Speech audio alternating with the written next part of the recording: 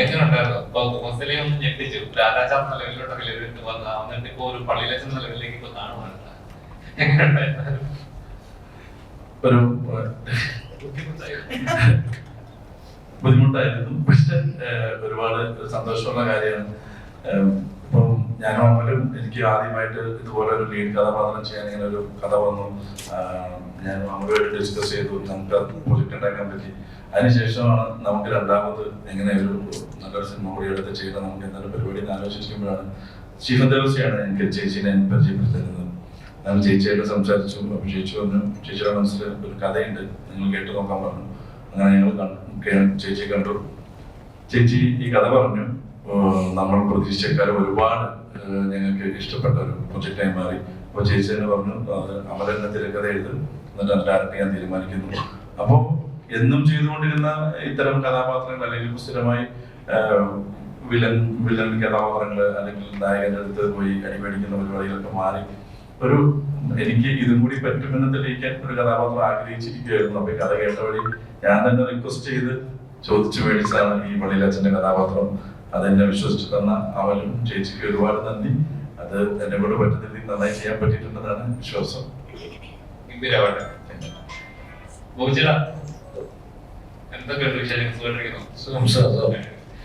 സിനിമകൾ ഇപ്പൊ അടുപ്പിച്ചിട്ട് വന്നുകൊണ്ടിരിക്കുകയാണ്. ഓരോരോ കഥാപാത്രങ്ങൾ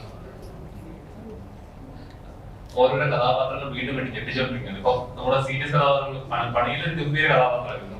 അതിനുശേഷം പിന്നീട് സ്മൃതി വളവിൽ അതിലും ഗംഭീരം കിട്ടുന്നു. കോളേജിലൊക്കെ ഞങ്ങൾക്ക് പ്രതീക്ഷിക്കാമോ? കോളേജില് ഞാൻ കോളേജുമായിട്ട് ബന്ധപ്പെട്ട അധ്യാപകനോ സ്റ്റുഡന്റ് ആയിട്ട് വേണേ പിന്നെ വിശ്വസിക്കും. ഞാൻ പറഞ്ഞില്ലേ കോളേജിലെ ക്യാൻറ്റീനിൽ നടത്തുന്നതാണ്. അപ്പം ആ ക്യാരക്ടറിന് ഒരു റോളുണ്ട്. I mean role in the sense ആ റോൾ ഒരു സിനിമയില് അത് പതുക്കെ റിവീൽ ചെയ്യുന്ന കുറച്ച് കാര്യങ്ങളാണ്. അപ്പം എന്തുകൊണ്ടാണ് ഞങ്ങൾ അവിടെ ചെയ്യുന്നതെന്നും അതിൻ്റെയൊക്കെ കാര്യങ്ങൾ സിനിമയിലാണ് പറയുന്നത്. പണിയുമായിട്ട് അതെ ആക്ച്വലി പണിയുമായിട്ട് ടോട്ടലി ഡിഫറെന്റ് ക്യാരക്ടറാണ്. സുമതി ഉള്ളത് ഞാൻ ചെയ്തൊരു പോലീസ് ക്യാരക്ടറാണ്. അതിലെല്ലാം വ്യത്യസ്തമായിട്ടുള്ള ക്യാരക്ടറാണ്. അതുകൊണ്ടാണ് ഞാൻ സിനിമ ചെയ്യുന്നത്. പിന്നെ പേര് പോലെ തന്നെ ഞാൻ എല്ലാ സിനിമകളും ചെയ്യുന്നത് ഞാൻ ആഘോഷിച്ച് ചെയ്യുന്ന ഒരാളാണ്. ഞാൻ ഈ അഭിനയം എന്ന് പറയുന്ന ഇപ്പോഴത്തെ ഇപ്പൊ ഞാൻ ചെയ്യുന്ന ജോലി തിരഞ്ഞെടുത്തിരിക്കുന്നതിനെ ഓരോ സിനിമകളും ഞാൻ ആസ്വദിച്ച് ചെയ്യുന്ന ഒരാളാണ്. അപ്പം ആഘോഷവും എനിക്ക് അങ്ങനെ ഒരു സിനിമയായിരുന്നു. അതുപോലുള്ള ആൾക്കാരായിരുന്നു എല്ലാവരും കൂടെ, പ്രൊഡ്യൂസേഴ്സ് തൊട്ട് ഇതിൽ അഭിനയിച്ച ചെറിയ ചെറിയ ക്യാരക്ടേഴ്സ് ചെയ്ത ആൾക്കാർ വരെ എല്ലാവരും ആർക്ക് കാറ്റഗറൈസേഷൻ ഒന്നും ഇല്ലാതെ എല്ലാവരും ഒരേ ലെവലിൽ നിന്ന് വർക്ക് ചെയ്തൊരു സിനിമയാണ്. അപ്പം നരൻ പറഞ്ഞ പോലെ ഒരുപാട് സിനിമകൾ ഇറങ്ങുന്നുണ്ട്. ചാക്കോ മാഷിന്റെ 50 വർഷത്തേക്ക് നമ്മുടെ മുങ്ങിപ്പോരെന്ന് പറഞ്ഞാൽ നിങ്ങളെല്ലാവരും സപ്പോർട്ട് ചെയ്യുക.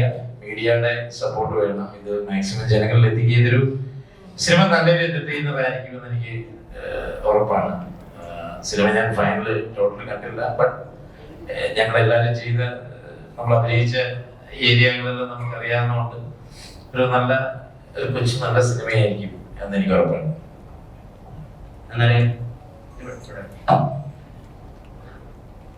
ഹലോ, വലിയ കമൽഹാസൻ ഫാനാണെന്ന് അറിയാം. അപ്പോൾ ഈ പ്രൊഫസർ റോൾസ് ഒക്കെ ആൾക്കാർ ചെയ്യുമ്പോൾ എപ്പോഴും നായകനൊക്കെ ചെയ്യുമ്പോൾ നായകൻ ആലോചിച്ചിട്ടുണ്ടെന്ന് വിചാരിക്കുന്നത്. നമ്മളുടെ കമൽ സാർ ഒരു പ്രൊഫസർ റോൾ ചെയ്തിട്ടുണ്ട്. വളരെ ഡിഫറെൻറ്റും വളരെ യുണീക്കുമാണ് വേഷം. ആൻഡ് എപ്പോഴെങ്കിലും അങ്ങനത്തെ ഒരു കൈൻഡ് ഓഫ് ഇൻസ്പിറേഷനോ എന്തെങ്കിലും ഈ ആഘോഷത്തിൽ ഈ പ്രൊഫസറിനെ ചെയ്യുമ്പോൾ പോയിട്ട് നമ്മളോട് വേഷം? ഇല്ല, അങ്ങനെ ഒരു സംഭവം ഒരു പക്ഷേ ഇതിന്റെ പശ്ചാത്തലം വേറൊരു ഇത് ആയതുകൊണ്ടായിരിക്കും. ഒരു പക്ഷെ മൊത്തം സീരിയസ് ആയ ഒരു രൂപമായിരുന്നെങ്കിൽ ഞാൻ ചിലപ്പോ അതെനിക്ക് ഭയങ്കര ഇഷ്ടമുള്ള ഗെറ്റപ്പ് പോയിരുന്നു അവസ്ഥ. അങ്ങനെ ഒരു ഇത് വന്നിട്ടില്ല. പിന്നെ ചില സബ്ജക്റ്റുകൾ കുറച്ച് കോംപ്ലിക്കേറ്റഡ് ആയിട്ട് ഉള്ള ക്യാരക്ടേഴ്സ് വരുമ്പോഴാണ് നമുക്ക് ഇങ്ങനത്തെ റെഫറൻസുകൾ നമുക്ക് ചിലപ്പോൾ നമ്മൾ എടുക്കേണ്ടി വരിക. അത് നമ്മൾ ചെയ്യാറുണ്ട് ചിലപ്പോൾ. പക്ഷെ ഇങ്ങനെ ഈ പടത്തിന് അങ്ങനെ ഒരു ഇത് വന്നിട്ടില്ല. ഇത് കുറച്ചും കൂടി സിമ്പിൾ നറേഷനിൽ പോയി പിന്നെ ഈ ക്യാരക്ടറിന്റെ ഒരു പാസ്റ്റ് ഇയാളുടെ ഒരു കുറച്ച് ഇമോഷണൽ ഷെയ്ഡ്സ് ഒക്കെ വന്നിട്ടുള്ള ക്യാരക്ടറാണ്. പിന്നെ അമലിന്റെ ബ്രീഫിംഗ് വളരെ ക്ലിയർ ആയിരുന്നു. അപ്പോൾ അങ്ങനെ ഒരു റെഫറൻസ് നമ്മൾ എടുക്കേണ്ടി വന്നിട്ടില്ല. ഇപ്പൊ ചോദിക്കുമ്പോഴാണ് ഞാൻ അതിങ്ങനെ ആലോചിക്കുന്നത്. കാരണം ചില സിനിമകൾക്ക് അത് ആവശ്യം വരും.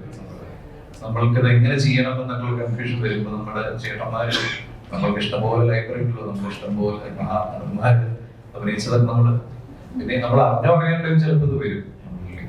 അത് നമ്മൾക്ക് അവരോടുള്ള ഇഷ്ടം കൊണ്ടായിരിക്കും. ഈ കരിയറിന്റെ ഇനീഷ്യൽ സ്റ്റേജസിൽ വളരെ സൂപ്പർ സെലക്റ്റീവ് ആയിരുന്നു കേട്ടിട്ടുണ്ട്. മന്ത്സ് വെയിറ്റ് ചെയ്ത സമയമൊക്കെ ബെസ്റ്റ് സ്ക്രിപ്റ്റ് ഇയേഴ്സ് വെയിറ്റ് ചെയ്തിട്ടുണ്ട്. അത് മനഃപൂർവ്വമല്ല, അതും ഒരു കൈൻഡ് ഓഫ് ചോയ്സ് ആണല്ലോ, നമ്മുടെ നല്ലതിന്റെ ഭാഗമേ ആവുള്ളൂ എന്നുള്ളത്. എനിക്ക് ഞാൻ കേട്ടിട്ടുണ്ട് കാക്കി ചട്ടയൊക്കെ റീമേക്ക് ചെയ്യാനൊക്കെ കുറെ ട്രൈ ഔട്ട് ചെയ്യും, അതിനുവേണ്ടി കുറെ മന്ത്സ് ഒക്കെ ചെലവൊക്കെ ചെയ്തിട്ടുണ്ട്. അപ്പൊ ഇപ്പോ ഫാർമ വരുന്നു, എക്കോ വരുന്നു. ഇപ്പൊ എക്കോയിൽ തന്നെ ഈ ഡയലോഗ്സിന്റെ ഷിഫ്റ്റ് ഒക്കെ ഇപ്പൊ ഞാൻ നന്നായി പെരുമാറും, അതെന്റെ അമ്മ പഠിപ്പിച്ചതാണ്, പക്ഷെ അത് ഒരു സാധ്യതയായിട്ട് ഉപയോഗിക്കരുതെന്ന് പറയുന്ന തിയേറ്ററിൽ കയ്യടിയായിരുന്നു. അപ്പം ഇപ്പൊ കുറച്ചും കൂടി കരയുന്ന ആളുകൾക്ക് യൂസ് ചെയ്യാൻ പറ്റുന്ന ഭാഗത്തിന് എല്ലാ ആവേശങ്ങളിലേക്കും എല്ലാ സ്പെക്ട്രത്തിലേക്കും ഫിറ്റിനാവുന്ന പോലെ അങ്ങനെ ഒരു അതുകൊണ്ടാണ് പെട്ടെന്ന് ചൂസ് ചെയ്യുന്നത്. ഞാൻ കുറച്ചധികം പടങ്ങൾ ചെയ്യണം എന്നുള്ള ആഗ്രഹം എനിക്ക് ആദ്യമേ ഉണ്ട്. മനഃപൂർവ്വമല്ല ചെയ്യാത്തത്, പിന്നെ പലപ്പോഴും ചില നടന്നു പോകാത്തതാണ്. പല പടങ്ങളും എന്റെ കാണിച്ചിട്ട് മാത്രമല്ല, ഇഷ്ടംപോലെ സിനിമകൾക്ക് വേണ്ടി ഞാൻ കുറെ നാളുകളും മാസങ്ങളും അതിന്റെ പിന്നാലെ പ്രവർത്തിച്ച് കുറെ ചിലവരുടെ ഫൈറ്റ് കുറച്ചും കൂടി സമയമെടുക്കും, ചിലവരുടെ വളരെ എളുപ്പമായിരിക്കും ചിലവരുടെ ലൈഫിന്റെ യാത്ര. അപ്പൊ എനിക്ക് പലപ്പോഴും ഞാൻ വളരെയേറെ ആഗ്രഹിച്ച് അതിന്റെ പിന്നാലെ പോയി നടന്ന് ശ്രമിച്ചിട്ടുള്ള പടങ്ങൾ ഒന്നും തന്നെ നടന്നിട്ടില്ല എത്രയോ വർഷങ്ങളായിട്ട്. അതെന്തോന്ന് എനിക്കറിയില്ല, പല കാരണങ്ങളായിരിക്കും. ലാസ്റ്റ് മിനിറ്റിലായിരിക്കും പല ചേഞ്ചസും വരിക, ചില പ്രൊഡക്ഷനിൽ നിന്ന് പോകുന്നു, ചിലപ്പോൾ സ്ക്രിപ്റ്റിംഗിൽ പെട്ടെന്നൊരു ആശയക്കുഴപ്പം വരുന്നു, നമ്മൾ നമ്മുടേതായ രീതിയിൽ നിൽക്കുന്നു, അദ്ദേഹം അവരുടേതായ രീതിയിൽ നിൽക്കുന്നു, പലതും നടക്കാം. അപ്പൊ ഞാൻ കുറച്ചും കൂടി ഒന്ന് ഫ്ലെക്സിബിൾ ആക്കാൻ തീരുമാനിച്ചു. കാരണം നമ്മൾ ഉദ്ദേശിച്ച് നമ്മൾ ചെയ്യണമെന്ന് വളരെ ആത്മാർത്ഥമായി ട്രൈ ചെയ്യുന്ന പല കാര്യങ്ങളും നടക്കാതെ വരുമ്പോൾ പിന്നെ നമ്മൾ നേച്ചറിന് വിട്ടുകൊടുക്കുക എന്നുള്ളതാണ്. അപ്പൊ ഞാൻ കുറച്ചും കൂടി ഫ്ലെക്സിബിൾ ആയിട്ടുണ്ടായിരിക്കാം എന്റെ തോട്ടിൽ നിന്ന്. അപ്പൊ അതിന്റെ ഭാഗമായിട്ടായിരിക്കാം ഇപ്പൊ കുറച്ചധികം പടങ്ങൾ വരുന്നത്. അതായിരിക്കാം ചിലപ്പോൾ നേച്ചറിന് തീരുമാനിച്ചതായിരിക്കാം. കുറെ കാലം ചെറുപ്പക്കാരനായിരുന്നല്ലോ, അപ്പൊ പ്രൊഫസർ എന്താണ് മനസ്സിലൊരു ഗുഡ് ലുക്കിംഗ് പ്രൊഫസർ എന്നാണോ അതോ മെച്ചുവേർഡ് പ്രൊഫസർ, അങ്ങനെ എന്താ മനസ്സിലായത്? അല്ല, ഇയാള് കുറെ കൂടി ഫ്രണ്ട്ലി ആയിട്ടുള്ള പ്രൊഫസർ ആയിട്ടാണ്. അതിന് അധികം മെച്ചൂരിറ്റി വേണ്ടല്ലോ, അധികം പ്രായം തോന്നിക്കണ്ടല്ലോ. കാരണം ഈ ക്യാരക്ടറൈസേഷൻ അങ്ങനെയാണ്. ഇയാള് വളരെ ഒരു ചെറിയൊരു നിഷ്കളങ്കത ഉണ്ട്. പിന്നീടാണ് അറിയുന്നത് എന്നൊന്നും അല്ല ഇയാൾ വേറൊരു ഷെയ്ഡ് ഉണ്ടെന്ന്. അതാണ് പറഞ്ഞ അതൊരു വീര്യം പറ്റില്ല. അപ്പൊ അതുകൊണ്ട് പ്രൊഫസർ വളരെ ഫ്രണ്ട്ലി ആയിട്ടുള്ള ഒരു അധികം സീരിയസ് ഒന്നും അല്ലാതെ എല്ലാവരുമായിട്ട് മിങ്കിൾ ചെയ്ത് പോകുന്ന ഒരു ബോയ് നെക്സ്റ്റ് ഡോർ പ്രൊഫസറാണ്. ഏജിംഗ് ബോദർ ചെയ്യുന്നുണ്ടോ? ഇല്ല ഇല്ല.